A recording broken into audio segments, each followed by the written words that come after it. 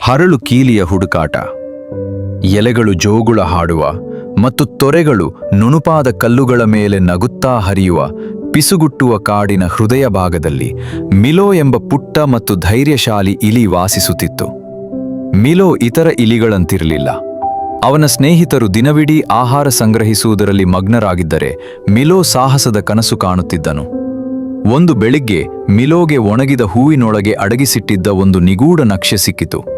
ಅದು ಪೌರಾಣಿಕ ಹರಳು ಕೀಲಿ ಅಡಗಿರುವ ಮಿನುಗುವ ಶಿಖರದ ಹಾದಿಯನ್ನು ತೋರಿಸುತ್ತಿತ್ತು.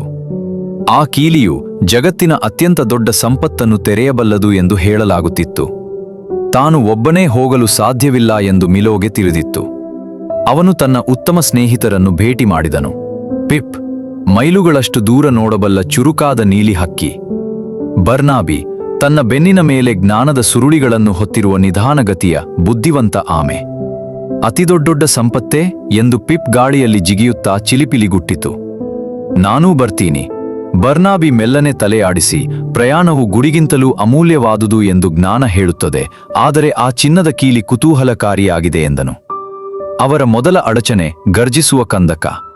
ಅದನ್ನು ದಾಟಲು ಗ್ರೋಗೆಂಬ ಕೋಪಿಷ್ಟ ಕಲ್ಲು ರಾಕ್ಷಸ ಕಾಯುತ್ತಿದ್ದ ಸೇತುವೆಯನ್ನು ಅವರು ದಾಟಬೇಕಿತ್ತು. ದಾಟಬೇಕಾದರೆ ಗ್ರೋಗ್ ಗುಡುಗಿದನು, ನೀವು ಈ ಒಗಟಿಗೆ ಉತ್ತರಿಸಬೇಕು. ನನ್ನಲ್ಲಿ ಕೀಲಿಗಳಿವೆ, ಆದರೆ ಬೀಗಗಳಿಲ್ಲ. ಜಾಗವಿದೆ, ಆದರೆ ಕೊಠಡಿಗಳಿಲ್ಲ.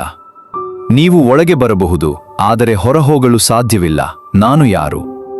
ಮಿಲೋ ಆಳವಾಗಿ ಯೋಚಿಸಿದನು. ಬರ್ನಾಬಿ ಒಂದು ಸುಳಿವನ್ನು ಪಿಸುಗುಟ್ಟಿದನು. ಮಿಲೋ ನಗುತ್ತಾ ಕಿರುಚಿದನು. ಕೀಬೋರ್ಡ್ ಗ್ರೋಗ್ ಆಶ್ಚರ್ಯಚಕಿತನಾಗಿ ದಾರಿ ಬಿಟ್ಟುಕೊಟ್ಟನು. ನಂತರ ಅವರು ಸಂಪೂರ್ಣ ಕತ್ತಲೆಯಿಂದ ಕೂಡಿದ ಗುಹೆಯನ್ನು ಪ್ರವೇಶಿಸಿದರು. ಅವರು ಪ್ರತಿ ಹೆಜ್ಜೆ ಇಟ್ಟಾಗಲೂ ಗುಹೆಯು ಅವರ ಶಬ್ದಗಳನ್ನು ಅನುಕರಿಸುತ್ತಿತ್ತು. ನನಗೆ ಭಯವಾಗುತ್ತಿದೆ, ಪಿಪ್ಪಿಸುಗುಟ್ಟಿತು. ನನಗೆ ಭಯವಾಗುತ್ತಿದೆ, ಭಯವಾಗುತ್ತಿದೆ, ಗುಹೆ ಮರುಪಿಸುಗುಟ್ಟಿತು.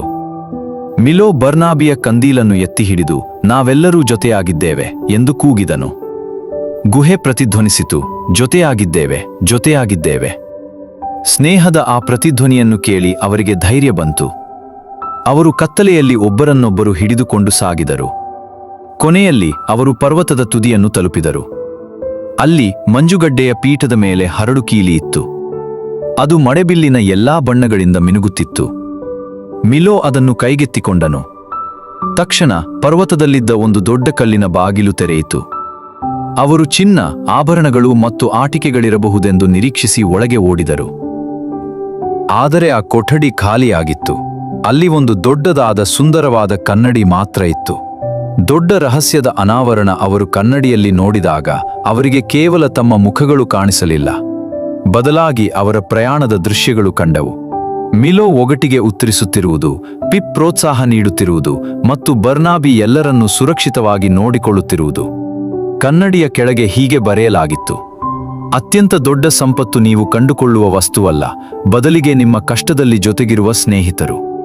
ಚಿನ್ನದ ಪೆಟ್ಟಿಗೆಯನ್ನು ತೆರೆಯಲು ಆ ಕೀಲಿ ಇರಲಿಲ್ಲ, ಬದಲಿಗೆ ತಮಗೆ ಬೇಕಾದ ಎಲ್ಲವೂ ಈಗಾಗಲೇ ತಮ್ಮ ಬಳಿಯೇ ಇದೆ ಎಂಬ ಸತ್ಯವನ್ನು ಅರಿತುಕೊಳ್ಳಲು ಅದು ಕೀಲಿಯಾಗಿತ್ತು.